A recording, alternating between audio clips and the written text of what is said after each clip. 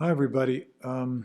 This episode is going to be a little different. I got my prop here, the trumpet, but I'm not going to play it today. And we're not going to talk about the nuts and bolts of trumpet playing or the basic principles of musicianship.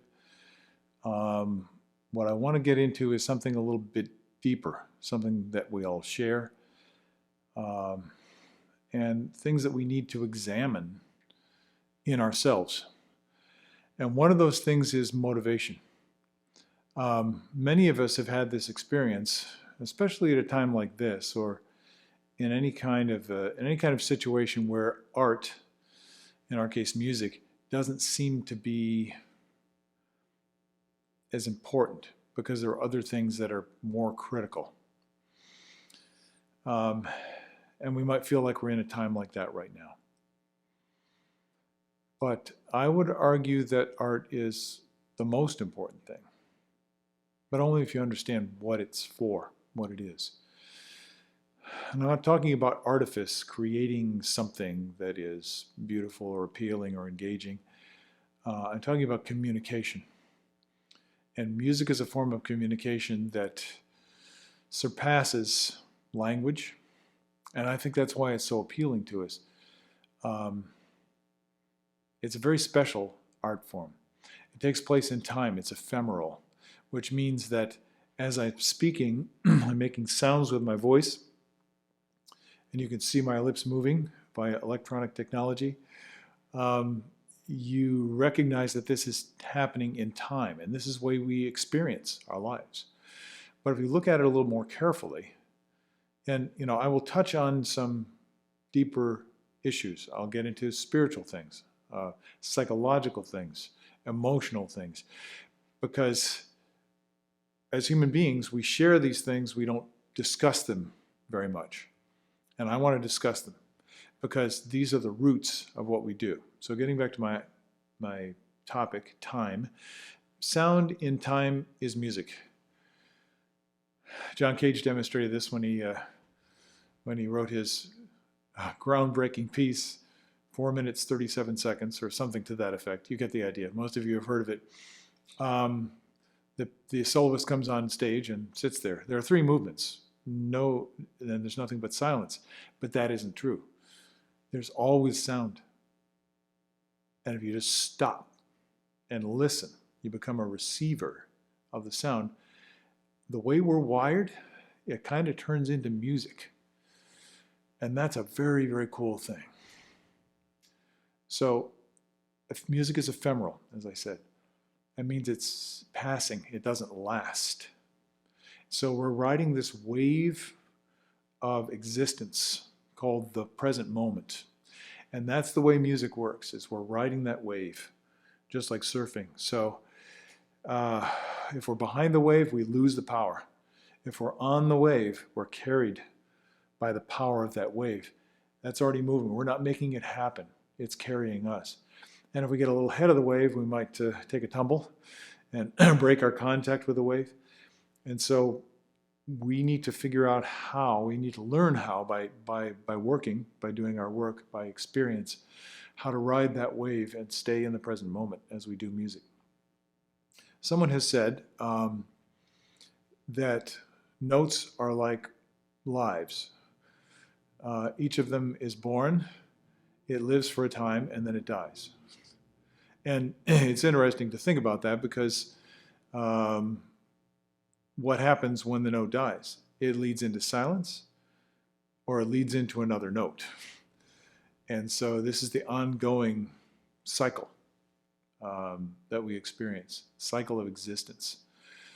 So this is more philosophical, it's a little bit deeper, but there's something that comes out of this which is really important for us. And that's what I want to talk about today, because I don't want to make these too long, but I want to give you some variety, intersperse a few things that are different from just talking about trumpet concepts, music concepts, or the nuts and bolts of physically playing the trumpet. And if you know me, you know you're going to get plenty of nuts and bolts. I'll do some in the next video, but I thought we should take a little break today. Motivation. What is my motivation? Why am I doing this? Now, I might not know, and maybe it's not important to know. I think it is. I think it is. And we can have different motivations. The motivations can be, you can characterize them morally. You can say they're good or bad motivations. But let's just think in terms of effective or ineffective motivations. An effective motivation is something gives you energy, and it sends you in a certain direction. And that's probably why you're playing the trumpet. It's because there's something about it, something about the process or the people or the sound or something involved with playing the trumpet, involved with making music, gives you energy. It gives you life. And a good motivation, you might say, would be to share that life with other people. That's why we play. So we're given something, we're given a musical vision, and we practice and study in order to be better receivers of the musical vision. We're all transceivers. We're like a phone. We're transceivers. We transmit information and we receive information. And so at first we have to receive it in order to have something to give. So for me, personally, my motivation is, I guess probably one of the primary ones is beauty. There's something that I recognize that is evocative, that it causes a response. I can't put words to it. It's beyond words. And it carries me out of my self-consciousness, out of my self-awareness, and into an experiential state where I'm just hearing and feeling in the moment. And that's why I think people pay big money to go to concerts, is because it transports them to a different place. So that's a motivation for me. Now you could have other motivations. Maybe you're a very competitive person, like a professional athlete, let's say. You can apply that same kind of motivation to your playing the trumpet. You're going to be competing against others to win the prize. So the idea is to win. That can be a very strong motivation for some people. Some less effective motivations might be because it's the right thing to do. Sometimes we have trouble justifying that. Well, I know I should do this. That's difficult. I don't get a lot of energy from that. Now, don't make a mistake here. I'm by nature pretty self-disciplined person, so I can make myself do stuff. And when I do, it becomes unnatural. There's a place for discipline, but it has to follow this path of being filled with life that comes from someplace. And I'm going to get even deeper into this in some of these later episodes, because what we're doing is all about life. Music is like a symbol of what real life is.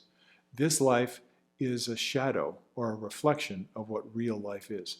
And we're just seeing glimpses, and we know when we see it because it's a direct experience of something. That's what's great about music to me. Somebody else might do it for the camaraderie. They're just social and they love to be with people. And when you play music, when you're playing with a piano, you're playing a solo with a piano, or you're playing in a chamber music group, or even playing in a large group like a band or an orchestra, there's just, it's a unique thing to have all those people unified in their purpose and operating together with the same goal in mind. And there's a feeling of camaraderie, a lot like a sports team or like an army, as you might say, a group that's operating as one. That's a fascinating thing. Some people are very much attracted to that.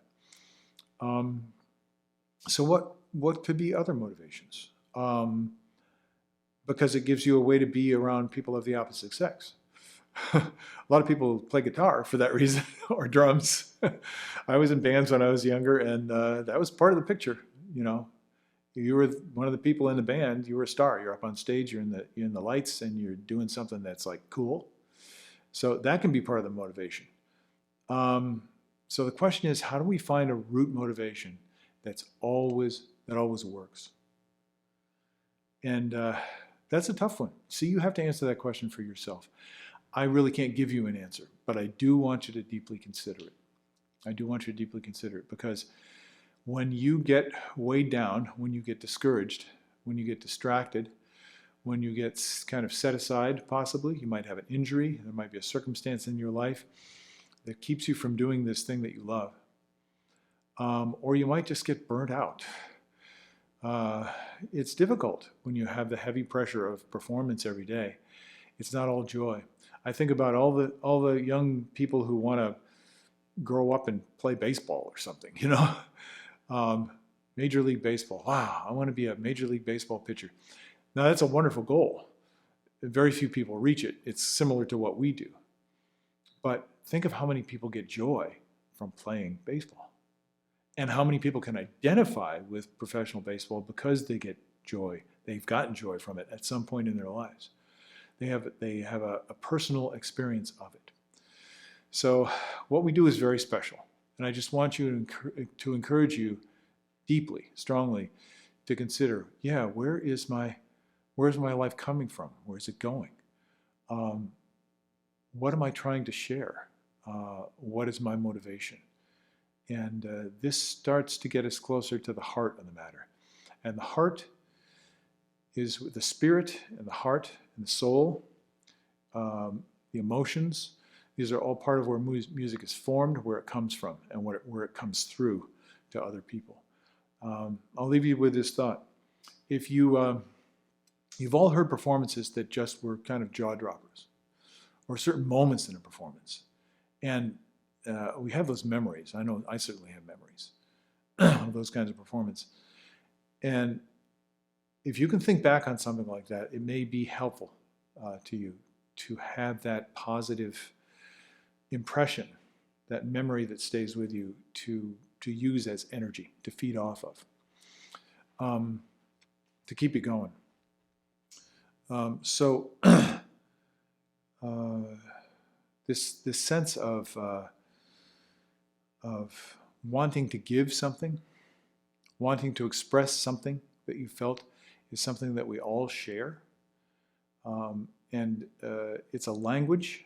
It's a language that we're learning how to speak more and more fluently. And there are skills involved with it.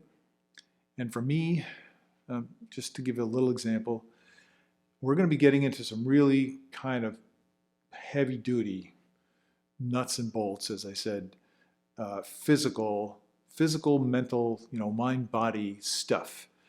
And you might ask yourself, well, why am I doing this? I want you to remember it's because the only way you can make music effectively on the trumpet is to continue to try and increase your ability to develop yourself in every way so that you become a better vessel, a better channel for the life that is music. That's basically it. So I hope some of these ideas stay with you.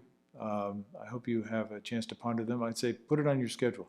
Take a few moments, just get quiet and think about, can I remember those times? Or can I remember, for me, I'll just give you another example. Frank Sinatra. When I hear certain things, a lot of things actually, and I listen and I let it touch me, there's a lot of soul power in there.